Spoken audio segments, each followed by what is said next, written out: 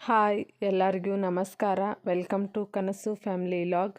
ಈ ಲಾಗ್ನ ಈವ್ನಿಂಗ್ದಿಂದ ಸ್ಟಾರ್ಟ್ ಮಾಡತ್ತೇನು. ಬೆಳಿಗ್ಗೆ ದೋಸೆ ಮಾಡಿದ್ದು, ಸೊ ಅದ ಹಿಟ್ಟು ಉಳಿದಿತ್ತು. ಹಾಗಾಗಿ ಅದ ಹಿಟ್ಟಲ್ಲೇ ಇನ್ನು ದೋಸೆಗೆ ಎಲ್ಲರಿಗೂ ಸಾಲಂಗಿಲ್ಲ, ಹಾಗಾಗಿ ಫಡ್ ಮಾಡೋಣ ಅಂತಂದು ಫಡ್ ಮಾಡತ್ತೀನಿ.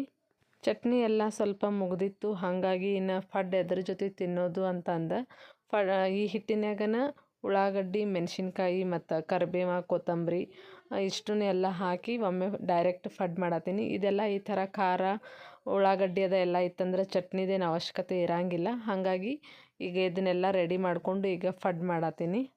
ಈ ಫಡ್ಡಿನ ಮನಿನ ನಮ್ಮ ಮಮ್ಮಿಗಳ ಮನೆಯಾಗಿಂದ ಕಲ್ಲಿಂದ ಐತಿ, ಭಾಳ ವಜ್ಜೆ ಐತಿ. ಮತ್ತು ಇದು ಫಡ್ಡಿನ ಮನೆ ಭಾಳ ವರ್ಷ ಆಯಿತು, ಇಲ್ಲಾಂದ್ರೆ ಒಂದು 20-25 ಇಯರ್ಸ್ ಆಯಿತು, ಅಷ್ಟು ಹಳಿದೈತಿ.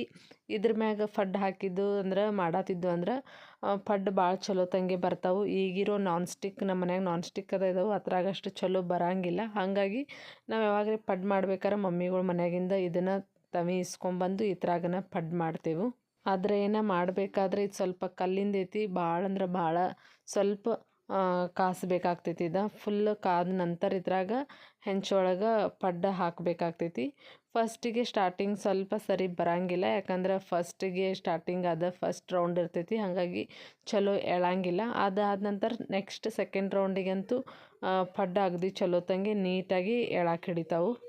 ಈಗ ಫಡ್ಡಿನ ಹೆಂಚ ಕಾದಿತ್ತು, ಕಾದ ತಕ್ಷಣ ಸ್ವಲ್ಪ ಎಲ್ಲತ್ರೊಳಗೆ ಸ್ವಲ್ಪ ಜಾಸ್ತಿ ಎಣ್ಣೆ ಹಾಕಬೇಕು. ಸೊ ಎಣ್ಣೆ ಜಾಸ್ತಿ ಹಾಕಿ ಅದನ್ನು ಕಾದ ನಂತರ ಈಗ ಎಲ್ಲತ್ರೊಳಗೆ ಪಡ್ಡಿನ ಹಿಟ್ಟು ಹಾಕತ್ತೀನಿ. ಇವೆಲ್ಲ ಹಿಟ್ಟು ಹಾಕಿ ನಂತರ 1-2 ನಿಮಿಷ ಹಂಗೆ ಬಿಡೋದು. ಆದ ನಂತರ ಸ್ವಲ್ಪ ಲಿಡ್ನ ಕ್ಲೋಸ್ ಮಾಡಬೇಕು. ಸ್ವಲ್ಪ ಮುಚ್ಚಿಟ್ಟು ಅಂದ್ರೆ ಆವಾಗ ಲಘು ಆಗ್ತೈತಿ ಮತ್ತು ಚಲೋ ತಂಗಿ ಸ್ಮೂತಾಗಿ ಬರ್ತಾವೆ. ಸೊ ಈಗ ಲಿಡ್ ಕ್ಲೋಸ್ ಮಾಡಿ ಈಗ ಓಪನ್ ಮಾಡಿದ್ದು ಈ ಥರ ತೂತು ಬಂತಂದ್ರೆ ಆವಾಗ ನಮ್ಮದು ಕೆಳಗಡೆ ಒಂದು ಸೈಡ್ ಫಡ್ ಬೇದಿದೆ ಅಂತ ತಿಳ್ಕೊಳ್ಳೋದು. ಸೊ ಈಗ ಅವನ್ನೆಲ್ಲನೂ ಟರ್ನ್ ಮಾಡಿ ಇನ್ನೊಂದು ಸೈಡ್ ಬೇಯ್ಸಕ್ಕನ ಎಲ್ಲನೂ ಹೊಳ್ಸೋದ. ಈಗ ಒಂದು ಸೈಡ್ ಅಂತೂ ಬೇಯ್ದೈತಿ, ಇದು ಸೇಮ್ ಆ ಸೈಡನ್ನು ಬೇಯ್ತಂದ್ರೆ ನಮ್ಮ ಫಡ್ಡ ರೆಡಿ ಆಗ್ತೈತಿ. ನಮ್ಮ ಸಾನುಗೆ ದೋಸೆಕ್ಕಿಂತನೂ ಈ ಥರ ಫಡ್ ಮಾಡಿದ್ದು ಅಂದ್ರೆ ಭಾಳ ಇಷ್ಟ ಆಗ್ತೈತಿ. ಸೊ ಆಕೆಗೆ ಫಡ್ ಮಾಡತ್ತೇನಂತಲೇ ದೋಸೆ ಮಾಡಾನಿಲ್ಲ, ಫಡ್ ಮಾಡತ್ತೇನಂತಲೇ ಖುಷಿಯಾಗಿತ್ತು. ಸೊ ಜಲ್ದಿ ಮಾಡಿ ಮಮ್ಮಿ, ನಾ ವೇಟ್ ಮಾಡತ್ತೇನಂತ ಹೇಳಿ ಹೋಗಿ ಹೇಳು ಆಟ ಆಡೋಕೆ.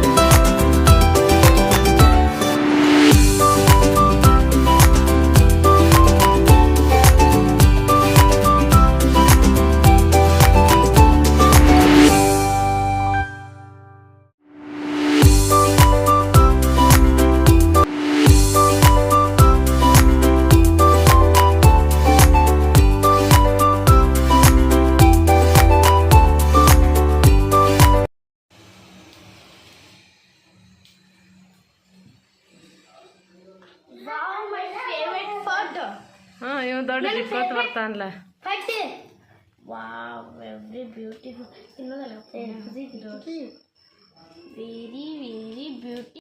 ಈಗ ಫಡ್ ಎಲ್ಲ ರೆಡಿಯಾಗಿದ್ದು. ಸೊ ಸಾನು ರಿಷಿ ಇಬ್ಬರು ಬಂದರು. ಫಸ್ಟ್ ಇದನ್ನ ತಿಂತೇವೆ, ಆಮೇಲೆ ಅನ್ನ ಸಾರ ಊಟ ಮಾಡಕ್ಕೆ ಬರ್ತೈತಿ ಅಂತ ಹೇಳಿ ತೊಗೊಂಡು ಹೊಂಟಿರು. ಸಿಟಿ ಆಗ್ಬೇಕ್ರಲ್ಲ.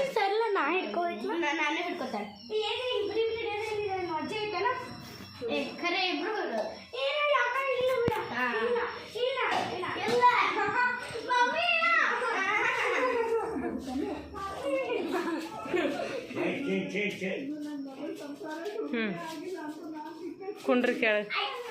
ನಮ್ಮ ಸಾನುಗೆ ಆಲ್ರೆಡಿ ಹೇಳಿದ್ನಿ ಫಡ್ ಅಂದ್ರೆ ಭಾಳ ಇಷ್ಟ, ಹಾಗಾಗಿ ರಿಷಿ ಮತ್ತು ಸಾನು ಇಬ್ಬರು ಫಡ್ ತಿನ್ನತ್ತಿರು. ಈಗ ಫಡ್ ತಿಂದ್ರೆ ಆಮೇಲೆ ಮತ್ತು ಹಸು ಆಗಂಗಿಲ್ಲ ಅಂತ ಹೇಳಿ ಊಟಕ್ಕೆ ಅನ್ನ ಸಾರ ಅಷ್ಟ ಮಾಡೀನಿ. ಈಗ ಎಲ್ಲರೂ ಕೂಡಿ ಫಸ್ಟಿಗೆ ಫಡ್ ತಿನ್ನತ್ತಿದ್ದು, ಆಮೇಲೆ ಊಟ ಮಾಡಕ್ಕೆ ಬರ್ತೈತಿ ಅಂತ ಹೇಳಿ.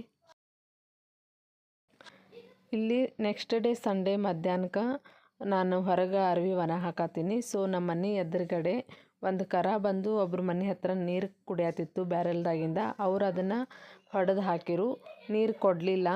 ಮತ್ತು ಅದೇನು ಮಾಡಿತಂದ್ರೆ ಬಂದು ಇಲ್ಲಿ ನೆರಳೈತೆ ಅಂತ ನಮ್ಮ ಮನೆ ಮುಂದೆ ಎದುರುಗಡೆ ಪಕ್ಕದ ಮನೇಲಿ ಬಾಜು ಕುಂತಿತ್ತು. ಅದಕ್ಕೆ ನೀರಡಿಕೆ ಆಗೈತೆ ಅನ್ನೋದು ನನಗೆ ಗೊತ್ತಾಯಿತು. ಅವ್ರು ನೋಡ್ರೆ ನೀರು ಕೊಡಲಿಲ್ಲ. ಸೊ ನಮ್ಮ ಅತ್ತೆಗೆ ಕರೆದು ಹೇಳಿ, ಪಾಪ ಅದಕ್ಕೆ ನೀರಡಿಕೆ ಭಾಳ ಆಗೈತ್ರಿ, ಸೊ ಏನು ಮಾಡೋನು ಅದಕ್ಕೆ ಅಂತ ಕೇಳಂತಲೇ ಅವ್ರು ನಾವು ನೀರು ಕುಡಿಸಿ ಬರ್ತೇನೆ ತಡಿ ಅಂತ ಹೇಳಿರು. ಹಾಗಾಗಿ ಬಕೆಟ್ನಾಗ ನೀರು ತೊಗೊಂಡು ಇದು ಸಣ್ಣ ಕರಕ್ಕೆ ನೀರು ಕುಡ್ಸಾತಿರು. ಪಾಪ ಅದಕ್ಕೆ ಭಾಳ ನೀರಡಿಕೆ ಆಗಿತ್ತು. ಇಟ್ಟಿದ ತಕ್ಷಣ ನೀರು ಕುಡಿಯೋಕೆ ಸ್ಟಾರ್ಟ್ ಮಾಡಿತು. ಅದು ನೀರು ಕುಡಿಯೋದು ನೋಡಿ ಸ್ವಲ್ಪ ಬೇಜಾರು ಅನಿಸಿತು. ಪಾಪ ಅದಕ್ಕೆ ಎಷ್ಟು ನೀರಡಿಕೆ ಆಗೈತಿ ಅಂತಂದ.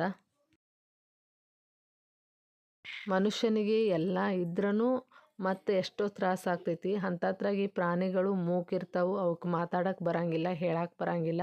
ಹಾಗಾಗಿ ಅವತರನ್ನ ನಾವು ಸ್ವಲ್ಪ ಅರ್ಥ ಮಾಡಿಕೊಂಡು ಅವುಗಳಿಗೆ ಅನುಕೂಲ ಆಗಲಿ ಅಂತ ಮನೆ ಹೊರಗಡೆ ಸ್ವಲ್ಪ ಪ್ರಾಣಿಗಳಿಗೆ ನೀರು ಇಡೋದು, ಮತ್ತು ಟೆರೆಸ್ ಮೇಗೆಲ್ಲ ಪಕ್ಷಿಗಳಿಗೂ ಸ್ವಲ್ಪ ನೀರಿಟ್ಟು ಅಂದರೆ ಈ ಬಿಸಿಲಾಗ ಅವಕ್ಕೂ ಸ್ವಲ್ಪ ಅನುಕೂಲ ಆಗ್ತೈತಿ ಅಂತ ಹೇಳ್ತಾ ಈ ಲಾಗ್ನ ಇಲ್ಲಿಗೆ ಎಂಡ್ ಮಾಡತ್ತೇನು. ಎಲ್ಲರೂ ಖುಷಿಯಾಗಿರಿ, ನಗ್ನಗ್ತಾ ಇರಿ. ಐ ಹೋಪ್ ನಿಮ್ಗೆಲ್ಲರಿಗೂ ಈ ಲಾಗ್ ಇಷ್ಟ ಆಗೈತಿ ಅಂತ ಅಂದ್ಕೊಳತ್ತೇನು. ಎಲ್ಲರೂ ಲೈಕ್ ಮಾಡಿ, ಶೇರ್ ಮಾಡಿ ಮತ್ತು ಸಬ್ಸ್ಕ್ರೈಬ್ ಮಾಡೋದನ್ನ ಮರಿಬೇಡಿ. ಮತ್ತು ನಿಮ್ಮೆಲ್ಲರೂ ನಾನು ನೆಕ್ಸ್ಟ್ ಲಾಗ್ನಲ್ಲಿ ಭೇಟಿ ಆಗ್ತೀನಿ. ಅಲ್ಲಿವರೆಗೂ ಬಾಯ್ ಫ್ರೆಂಡ್ಸ್.